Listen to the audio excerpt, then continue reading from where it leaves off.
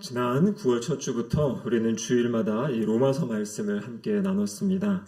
로마서 말씀을 통해서 하나님께서 우리에게 행하신 그 놀라운 은혜의 사건들, 또 그 은혜의 사건에 우리는 어떻게 믿음으로 반응하며 살아가야 되는지에 대해서 하나님께서 우리에게 가르쳐 주셨지요. 그래서 저도 다시 한번 이 2달 기간 동안 로마서 말씀을 또 읽고 묵상하고 또 설교를 준비하는 과정을 통해 또 다시 한번 이 복음의 은혜를 더 깊게 또 경험하고 깨달은 것 같습니다. 근데 중요한 것은 무엇이냐면 오늘 우리 26절에 보면 이렇게 되어 있어요. 모든 민족이 믿어 순종하게 하시려고. 그러니까 이 복음의 내용은 믿는 것뿐만 아니라 그 믿음을 가지고 순종하며 사는 것을 하나님이 기대하신다라는 것을 우리에게 가르쳐주고 계십니다. 그래서 우리는 말씀을 끊임없이 읽고 묵상할 때마다 내가 그러면 어떻게 살아야 될지, 내가 순종해야 될 것은 무엇인지, 다른 말로 이야기하면 나의 삶에 적용할 것이 무엇인지를 찾고 또 그것을 실천하는, 순종하는 삶을 살아갈 때 우리의 믿음이 자라가고 성장할 줄로 믿습니다. 오늘 우리가 읽은 25절에서 27절까지의 말씀은 이제 로마서 마지막 이 송명의 부분인데요. 이 로마서의 결론과도 같은 그러한 부분입니다. 27절의 말씀을 보시면 이렇게 이야기하죠. 지혜로우신 하나님께 예수 그리스도로 말미암아 영광이 세세무궁하도록 있을지어다. 아멘. 이렇게 이제 로마서를 마지막을 마치게 됩니다. 여기 보면 하나님을 수식하는 단어가 무엇이 있냐면 지혜롭다 이렇게 지금 말씀하고 계시죠. 이 지혜롭다라는 단어는 로마서 11장 33절에도 한번 등장합니다. 깊도다 하나님의 지혜와 지식의 풍성함이요. 그래서 지금 하나님을 향해서 하나님이 지혜를 가지고 계시다. 하나님이 지혜로우신 분이다. 이렇게 지금 고백하고 있습니다. 여기서 말하는 지혜라는 것은 무엇이냐면 바로 하나님이 계획하시고 실행하신 이 구원의 역사, 전체적인 구원의 역사, 그 계획, 그 모든 것이 정말 지혜로운 계획이다라고 지금 믿음으로 고백하고 있는 것입니다. 사도 바울은 로마서를 통하여서 그 복음을 설명하였고요. 또 그 복음이 어떻게 전해지는지, 특별히 로마서 9장에서 11장까지를 보면 먼저 유대인들에게 그 복음이 전해지고 이방인들에게 전해지고 다시 유대인들에게 전해지는 어떤 이러한 이 과정들, 이 모든 것이 하나님의 지혜로운 계획입니다라고 지금 이제 고백하면서 하나님을 찬양하는 그런 모습을 보여주고 있습니다. 그래서 특별히 25절에서 27절은 이게 문장을 보면요 끊어지는 데가 없는 것 같이 이렇게 막 이어져 있어요. 근데 이 이유가 무엇이냐면 성경학자들에 의하면 이 사도 바울이 마지막에 좀 하고 싶은 말들을 압축해서 다 집어넣다 보니까 우리가 지금 그냥 읽으면 그냥 곧장 와닿지 않고 좀 잘 생각하고 고민해 봐야 될 이 수많은 그런 단어들, 이 단어들을 가지고 이 마지막 마무리를 하였다라고 지금 이야기하고 있습니다. 로마서가 우리에게 주는 결국의 최종적인 것은 무엇이냐면 복음이 무엇인지에 대해서 말씀하고 계세요. 그래서 오늘 25절에 보니까 이렇게 되어 있죠. 나의 복음과 예수 그리스도를 전파함은 영세전부터 감추어졌다가 이렇게 지금 이야기하고 있습니다. 여러분 복음, 성경을 보면요 하나님의 복음, 그리스도의 복음, 그 아들의 복음 이렇게 이야기하는데 오늘 사도 바울은 뭐라고 이야기하냐면 나의 복음이다 지금 이렇게 이야기하고 있는 것입니다. 무엇을 이야기하는 것이에요? 이제 복음이 그냥 들려지고 내 머리로 지식으로 경험된 것이 아니라 정말 이 복음이 나의 온몸으로 체험되어지고 경험되어진 그것이 바로 복음이다. 나의 복음이라고 지금 이렇게 고백하고 있는 것입니다. 우리 모두에게도 이 복음이 나의 복음이 되어야 될 줄로 믿습니다. 그래서 내가 이 복음에 대한 것을 잘 설명할 수 있어야 되고요. 또 내가 복음으로 살아갈 수 있어야 되고 또 그것을 다른 사람에게 전할 수 있는 우리 모두가 되시기를 주님의 이름으로 축복합니다. 여기 보시면은요, 나의 복음과 예수 그리스도를 전파함 이렇게 되어 있습니다. 여기 보면 복음과 그리스도가 나오는데요. 여기 과라는 이 중간에 있는 이 단어는 어떤 것이냐면 앞에 것을 설명해 주는 단어예요. 그러니까 복음과 예수 그리스도가 두 가지가 따로 분리된 것이 아니라 나의 복음, 그 복음이 무엇인가? 그 복음은 바로 예수 그리스도다. 이렇게 지금 이야기하고 계신 겁니다. 그래서 성경에서 이야기하는 것, 우리의 신앙은 모든 것의 기초와 기본, 그리고 계속 우리가 알아가고 배워가고 순종해야 될 분은 누구시라는 겁니까? 바로 예수 그리스도시다라는 것이에요. 우리가 때로는 신앙생활 하다가 예수님을 놓칠 때가 있어요. 예수님을 놓치고 다른 어떤 것들에 점점 마음이 빼앗길 때가 있고요. 또 우리의 중심이 예수님이 아닌 어떤 더 실용적이고 실제적인 어떤 것에 마음을 빼앗길 때가 있습니다. 또 중요한 것은 무엇이냐면 바로 우리는 끊임없이 예수 그리스도를 붙잡아야 된다라는 것이에요. 예수님이 그리스도다. 예수님이 메시아다. 예수님이 우리의 삶의 구원자시고 오늘 하루의 삶 내가 바라보고 내가 순종해야 될 분은 바로 지금도 부활하시고 살아계신 예수 그리스도시다. 그래서 끊임없이 우리는 예수님을 찾고 예수님을 고백하는 그러한 삶을 살아가야 될 줄로 믿습니다. 오늘 본문 26절의 말씀에 보면 이렇게 되어 있죠.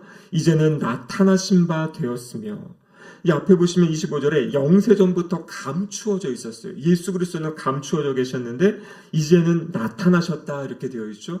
오늘 본문에 보면 선지자의 글로 말미암아 그 신비로운 계시된 그 모든 것이 이제는 나타났다 이렇게 이야기합니다. 하나님께서 선지자들을 보내셔서 끊임없이 예수 그리스도에 대해서, 예수 그리스도의 날에 대해서, 예수님이 오셔서 하실 일에 대해서 말씀하셨어요. 근데 구약의 성도들은 그 이야기들을 다 알지 못했지요. 또 그냥 막연한 어떤 소망으로만 가지고 있었습니다. 그래서 예수님께서 요한복음 5장 39절에서 성경에 대해서 이야기할 때 너희가 성경에서 영생을 얻는 줄 알고 그 성경을 연구하지만 결국에 이 성경 모두는 나에 대해서 증언하는 것이다.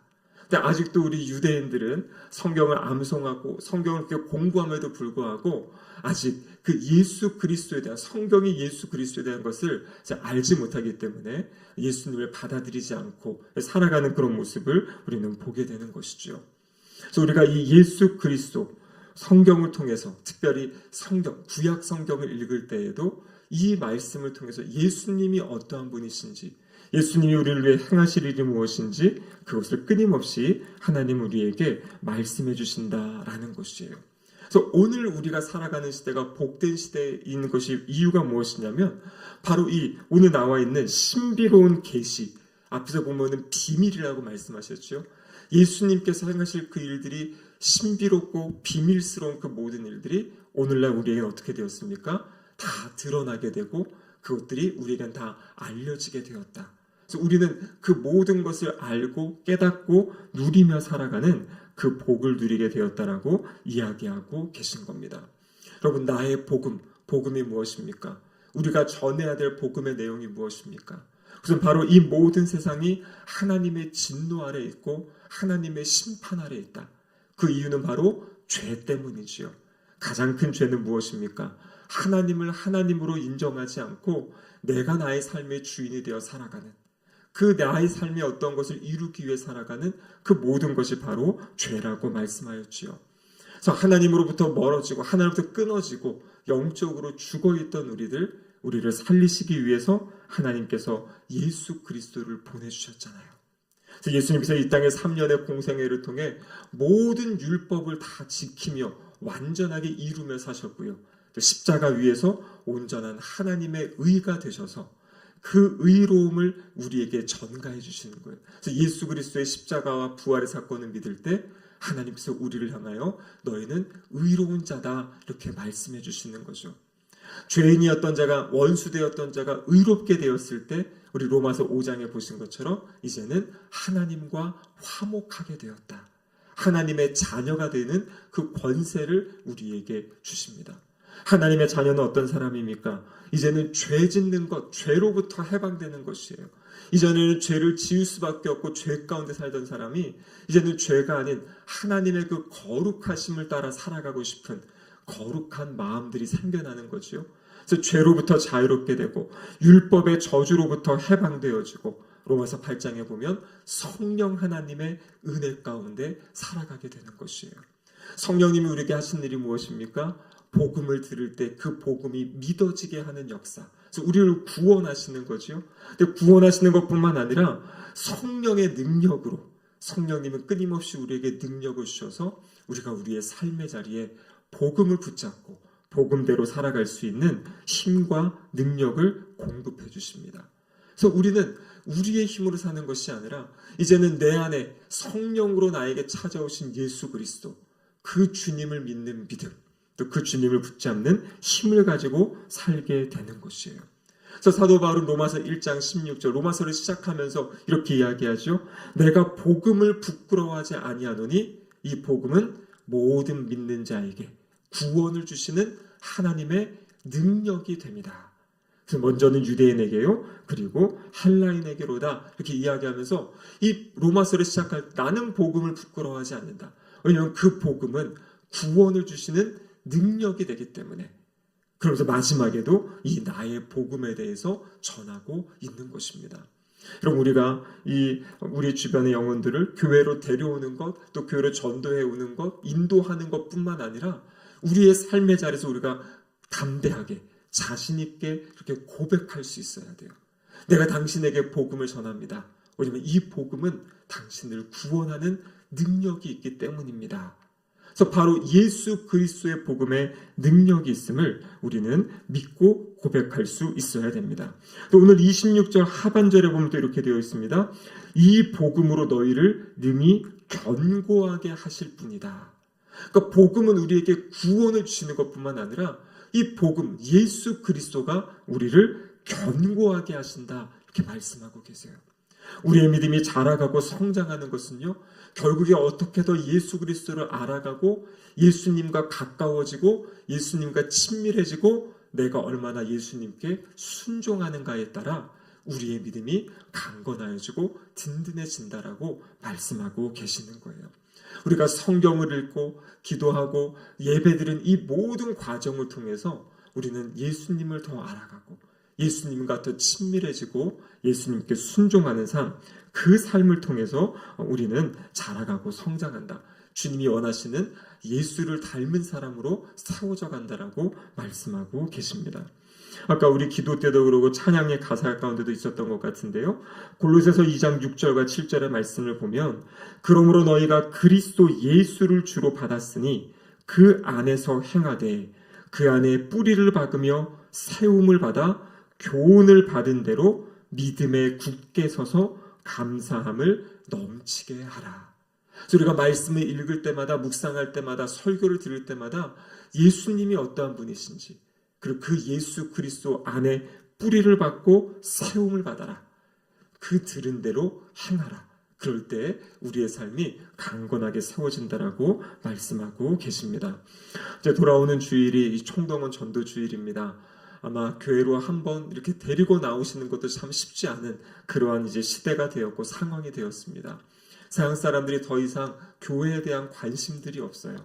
예전에는 교회 가면 뭔가 선물을 준다 그래도 오기도 하고요. 무엇인가 교회에서 그런 새로운 것들을 경험할 것이라는 기대가 있었는데 오늘날 이 시대는 그런 것들이 많이 이제 사라진 그러한 시대를 살아가고 있습니다. 그런데 여러분, 교회 역사를 보면은요, 대부분의 시간이 그런 시간이었어요. 우리 70년대, 80년대 한국교회 주셨던 그 부흥은, 그래서 지금도 이 교회 역사학자들 얘기는 그건 정말 부흥, 특별한 하나님의 역사라고 이야기하거든요. 왜냐하면 이 기독교 역사 가운데 그렇게 하나님이 일하신 적이 없었던 그 은혜가 사실 우리나라 가운데 있었던 것이에요. 그래서 우리는 그 은혜의 시간들, 여기 계신 분들은 부흥의 시간을 경험했기 때문에 그 시대가 있었는데 지금 왜 이런가 너무 어렵다라고 생각하지만요. 대부분의 나라, 대부분의 역사의 시간 가운데 기독교는 언제나 소수였고요. 그 작은 가운데서도 하나님 의지하며 신뢰하며 복음을 전해왔던 역사가 기독교의 역사다라는 것입니다. 그래서 우리는요, 다시 희망을 갖고 소망을 가질 수 있어야 돼요. 힘들고 어려운 상황이 일반적인 상황이지만 하나님이 역사하실 때, 하나님이 회복의 역사를 주실 때 또 새롭게 하나님이 일하실 것이라는 그 기대의 역사를 가지시기를 바랍니다. 지금 이제 생명의 삶 큐티 본문이 스가랴서 말씀이에요. 제가 지난 수요일날 스가랴서 말씀을 묵상하다가 참 은혜가 되는 그런 말씀을 이렇게 묵상하게 되었습니다. 여러분, 스가랴 8장에는요, 이 회복의 날에 대한 그런 예언의 말씀이 있어요. 회복의 날에 어떤 일이 있냐면요, 이 성읍의 사람이 다른 성읍에 가서 사람들에게 말하는 거예요. 우리가 여호와를 찾자. 여호와께 은혜를 구하자. 이렇게 이제 이야기를 했더니 그 사람이 나도 가겠노라 하면서 예루살렘으로 찾아오는 일이 있다는 것입니다. 그래서 와서 뭐 하냐면 여호와를 찾고 여호와의 은혜를 구해요. 스가랴 8장에 어떤 말씀이 예언되어 있냐면 이방 백성 10명이 유대인 1명의 옷자락을 잡고요. 그러면서 나도 너와 함께 가겠다. 하나님이 너희와 함께 하심을 내가 들었으니 우리도 너희와 함께 가고 싶다. 여러분, 이것이 하나님이 행하시는 그 하나님의 그 부흥의 역사, 회복의 역사, 회복의 날에 있을 일이다라고 말씀하고 계십니다. 여러분, 이것이 언제일지는 알 수 없죠. 또 우리에게 이런 일들이 일어나기도 하고 또 그것이 잠잠해지기도 하는데 우리가 소망하고 기대해야 될 것은 무엇이냐면 바로 이날 하나님이 이러한 역사를 행하시는 것이에요. 우리가 그들에게 복음을 전할 때 나도 가겠다. 나도 좀 데려가 달라고 유대인 1명에게 10명이 달라붙어서 그의 옷자락을 붙잡는 그러한 역사. 하나님이 그 일을 행하실 것이라고 이 스가랴서를 통해서 말씀해 주셨습니다. 그래서 우리 안에는 그 기대와 소망, 지금은 힘들고 어려울지라도 우리가 하나님 말씀하신 그 복음 전파의 사역에 순종하며 나아갈 때 하나님께서 하나님의 때 그때 그 놀라운 그 복음의 역사를 이루어 주실 줄로 믿습니다. 그래서 기대하시면서 소망하시면서 우리가 끊임없이 주의 복음을 전하고 또 그 복음으로 살아감으로 하나님이 너희와 함께 하심을 내가 들었다. 우리의 삶의 자리 가운데 하나님의 역사가 나타나고 드러날 때 그것을 사모하며 또 주님께 나오는 그런 하나님의 사람들이 있게 될 줄로 믿습니다. 이 새벽에도 주님 이 회복의 날, 이 부흥의 날이 돌아오는 우리 주일날이 되게 하시고 또 우리가 복음을 전하는 그 매일매일 순간이 그러한 놀라운 역사가 나타나는 은혜가 있게 해달라고 또 기도하시는 이 새벽이 되시기를 주님의 이름으로 축복합니다. 아멘. 기도하시겠습니다. 하나님 아버지 감사드립니다. 지난 2달 동안 로마서의 말씀을 다시 듣게 하시고 복음의 내용을 알게 하심에 감사드립니다. 우리를 얼마나 하나님이 사랑하시는지 또 우리를 얼마나 귀하게 여기셔서 예수 그리스도를 통해 우리를 구원하시고 하나님 자녀 삼아 주셨음을 다시 믿음으로 고백하게 하여 주시옵소서. 이제는 우리의 모든 삶을 하나님께 드려서 우리의 모든 삶의 자리가 하나님께 드리는 거룩한 산 제사가 되게 하시고 우리의 삶이 제물이 되어 하나님께 영광이 되는 복된 삶 살아가게 하여 주시옵소서. 무엇보다도 하나님이 가장 기대하시고 소망하시는 잃어버린 영혼들을 구원하는 이 복음 전파의 사역에 우리가 동참하게 하시고 또 우리가 함께 이 사역들을 감당할 때 또 일하시고 역사하시는 하나님의 놀라운 은혜의 역사를 바라보게 하여 주시옵소서. 예수님의 이름으로 기도드립니다. 아멘.